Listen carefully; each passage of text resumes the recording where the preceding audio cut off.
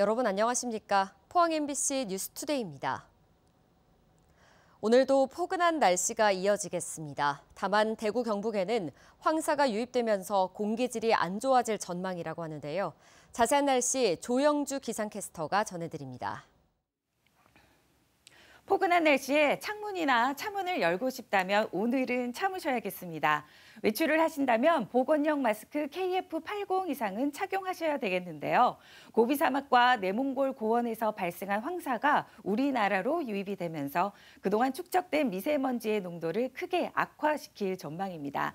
한때 매우 나쁨 단계를 가지겠고요. 내일까지는 빠져나가지 못하고 정체되어 있겠습니다.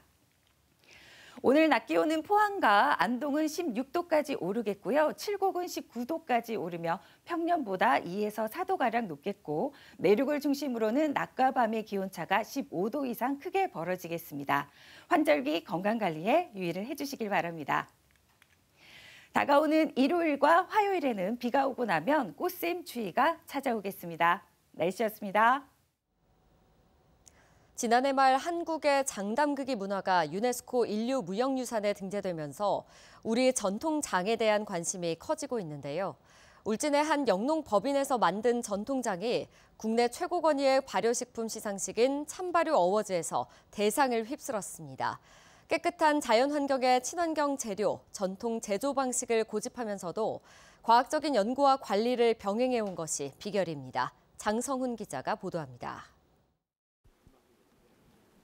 금강소나무 군락지로 유명한 울진의 한 산 중턱. 하얀 눈밭을 배경으로 잿물을 발라 만든 전통 옹기 장독들이 길게 줄지어 서 있습니다.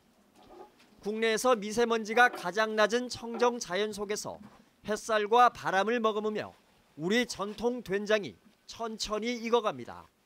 전통장은 자연의 순리를 거스르지 않고 자연적인 조건에서 익어가는 것이 가장 큰 장점이라고 볼 수 있어요.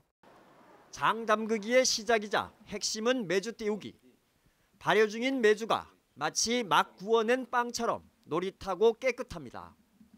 유해균이 있는 불량 콩을 가려낸 친환경 인증 콩만을 골라 쓰고 위생적인 시설에서 온도와 습도를 철저히 관리한 결과입니다. 이 같은 메주 레시피를 통해 그동안 전통 장 세계화의 걸림돌이던 유해균 제거에도 성공했습니다. 메주가 처음에 들어오면 이 습도가 날아가고 또 그 적정한 온도를 통해서 메주가 잘 발효되는 환경을 조성하고 있고요. 지난해 말 전통 장 문화가 유네스코 인류 무형유산에 등재되면서 젊은 세대를 겨냥한 편의식 제품도 출시했습니다. 즉석 된장국을 현재 개발해서 판매하고 있습니다. 그래서 다음 세대들이 좀 더 전통장의 가치를 알고 편리하게 이용할 수 있는 방법들을 앞으로 이제 계속 고민하고. 이곳 영농법인은 친환경 인증 농산물 재배로 시작해 2002년부터 친환경 전통 장류를 생산하면서 대표적인 지역 식품 기업으로 성장하고 있습니다. 올해는 국내 최고 권위의 참발효 어워즈에서 간장과 된장, 고추장 3개 부문에서 대상을 거머쥐었고 된장은 4년 연속 대상을 차지했습니다. 유네스코 인류 무형유산 등재와 이른바 K푸드 열풍을 계기로 우리 전통장에 대한 관심이 실제 소비시장 확대로 이어질지 주목됩니다. MBC 뉴스 장성훈입니다. 경주시는 올해 1분기 캄보디아 출신 외국인 계절 근로자 156명을 선발해 지역 66개 농가에서 일손을 돕고 있다고 밝혔습니다. 경주시는 올 연말까지 외국인 계절 근로자 340명을 추가로 선발해 농촌 인력난 해소에 나설 계획입니다. 선발된 계절 근로자는 결혼 이민자의 가족 또는 사촌 이내의 친척으로 농가는 적정한 임금을 지급하고 숙소를 제공해야 합니다. 최근 가상화폐에 거액을 투자했다가 큰돈을 날리는 피해 사례가 급증하고 있습니다. 하지만 지난해 시행된 가상자산 이용자 보호법과 현행 형법에 한계가 있어 피해자들이 법의 보호를 제대로 받지 못하고 있다는 지적이 나옵니다. 박성아 기자가 취재했습니다. 포항에 사는 김모 씨는 2년 전 지인으로부터 한 가상자산을 소개받았습니다. 대형 언론사에서 직접 발행하는 코인이며 500% 이상의 수익을 볼 수 있다는 말에 지인을 통해 2억 5천만 원을 투자했습니다. 유력 일간지에서 발행하는 코인에 돼가지고 관심을 갖게 돼가지고 투자를 마음먹고 했는데 톡이라든가 동아닷컴 관계자인 것처럼 해가지고 회의에 참석했다가 오는 자료들 계속 보낸 거예요. 신뢰하고 믿었던 거죠. 그런데 약속한 상장이 계속 미뤄졌고 김 씨와 투자자들은 직접 확인에 나섰습니다. 돌아온 답변은 황당했습니다. 해당 언론사에서 자신들은 가상자산을 발행한 적이 없다고 답한 겁니다. 투자자들은 돈을 받아간 지인을 사기 혐의로 경찰에 고소했지만 경찰에서 한 차례 불송치 결정이 나면서 여전히 해결책을 찾지 못하고 있습니다. 경찰도 얘기하더라고요. 이런 처음이고 하다 보니까 자기들도 그 가이드라인 지침을 잘 모르겠다. 솔직히 얘기하더라고요. 다시 그 이의 신청을 했는데 이제 검찰에서 받아들여져서 지금 계속 수사. 변동성이 높은 가상자산 투자는 큰 위험을 동반하는 경우가 많습니다. 최근에는 가상자산 관련 범죄도 갈수록 기승을 부리고 있습니다. 실제로 최근 3년간 가상자산 관련 불법 행위의 검거 건수와 인원은 매년 큰 폭으로 늘었습니다. 가상자산 범죄 피해자 보호를 위해 지난해 관련 법이 시행됐지만 법의 사각지대는 여전하다고 전문가들은 지적합니다. 현재 시행 중인 가상자산법은 가상자산법이 규정해야 될 내용의 20%만 규정되고 있어서 입법 미비가 첫째고요. 형법상의 사기죄인 경우는 전통적 사기죄로 한정되어 있기 때문에 전문가들은 가상자산 이용자 보호법 2단계를 조속히 제정하고 가상자산 범행에 대한 수사기관의 역량을 강화해야 한다고 강조했습니다. MBC 뉴스 박성아입니다. 한울원자력본부 신한울원전 2호기가 어제 오후 12시 35분쯤 원자로 건물 내부의 방사선 수치 상승으로 인해 발전을 수동 정지했습니다.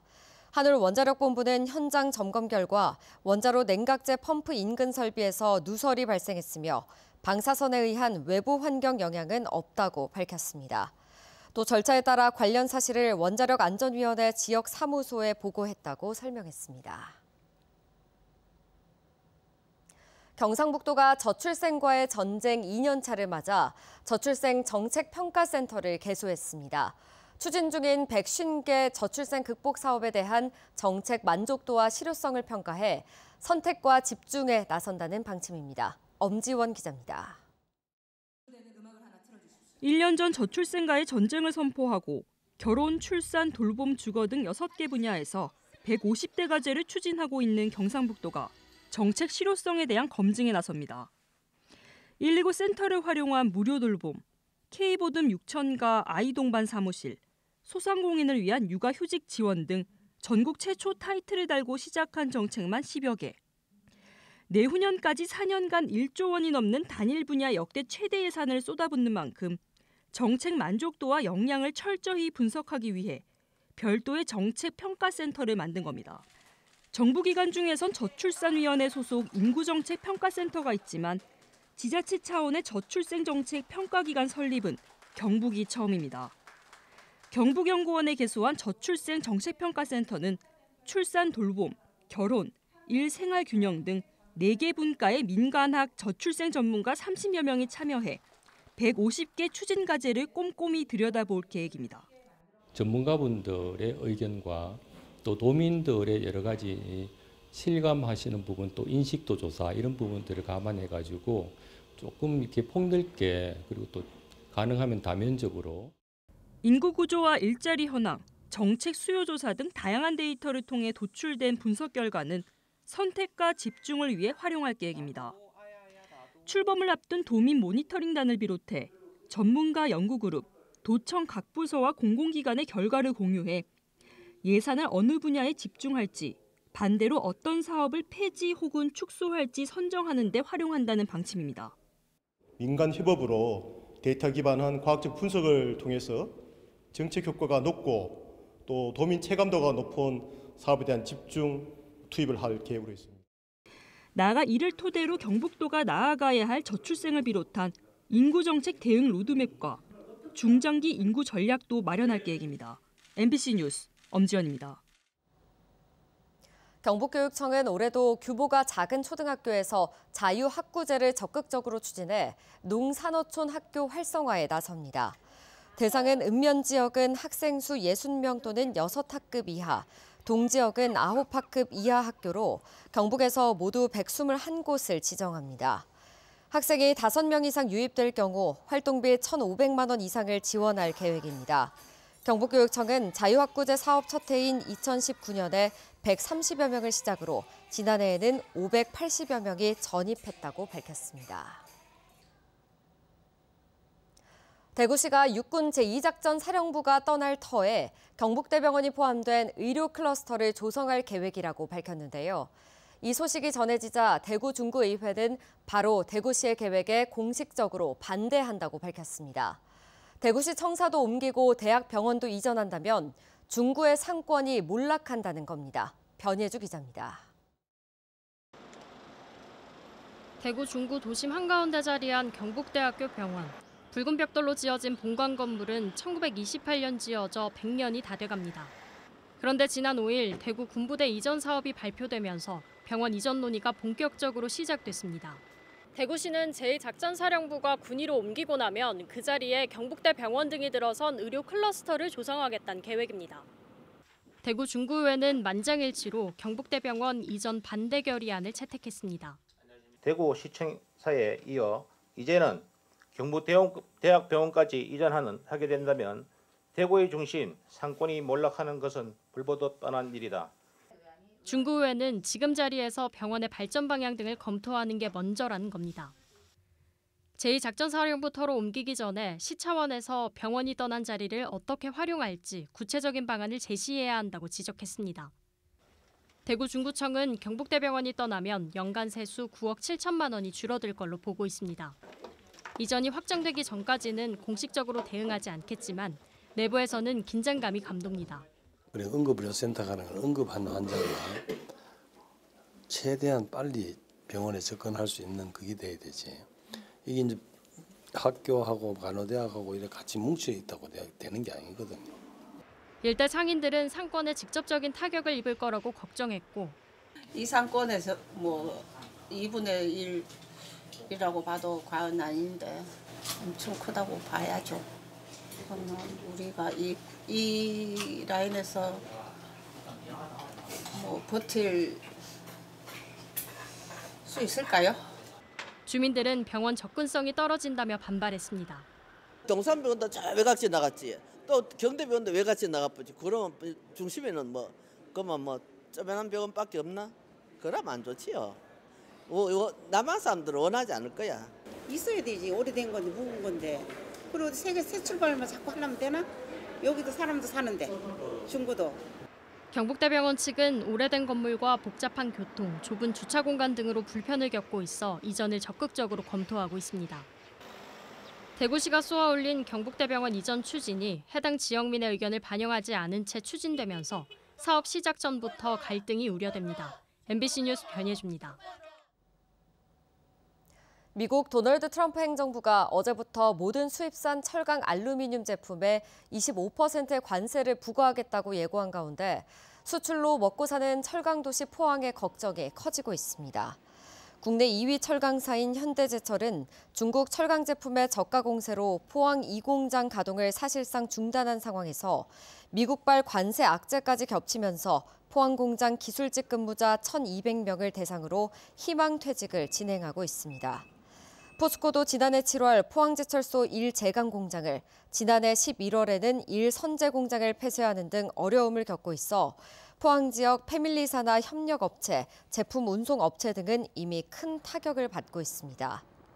포항시는 범정부 차원의 대책 마련을 요구하고 있지만 미국의 철강 관세 부과가 현실화되면서 철강도시 포항의 경제가 직격탄을 맞을 것으로 우려됩니다. 소상공인 시장진흥공단 대구경북지역본부와 한국전력공사 대구본부가 그제 지역 소상공인의 전기요금 부담 완화를 위한 업무 협약을 체결했습니다. 협약에 따라 양기관은 소상공인 전기 사용 최적화 컨설팅, 전통시장과 소상공인의 전기요금 민원 해소 등을 추진할 계획입니다. 또 지역 소상공인의 전기료 부담을 줄이고 지속 가능한 경영 환경을 조성하기 위해 다양한 협력 사업을 이어갈 계획입니다. 영덕군은 이달부터 내년 9월까지 지역 특화형 비자 사업에 참여할 외국인을 모집합니다. 모집 대상은 지역 우수 인재와 숙련 기능 인력, 재외 동포 등 3가지 유형으로 영덕 지역의 외국인 선원 등이 많이 참여할 수 있도록 올해부터는 숙련 기능 인력 유형을 신설했습니다. 지역 특화형 비자는 인구 감소 지역의 외국인 인재를 유치하는 제도로 영덕군은 지난해부터 제도를 도입해 시행하고 있습니다. 경주시는 어제 2026년 국비지원 건의사업 보고회를 열고 지역 현안 사업의 원활한 추진을 위해 국비 8,662억 원 지원을 건의하기로 했습니다. 신규 사업은 45건으로 예술창작소 건립 52억 원, 농기계 교육장 신축 25억 원, 소재 부품 장비 특화단지 조성 43억 원 등이 포함됐습니다.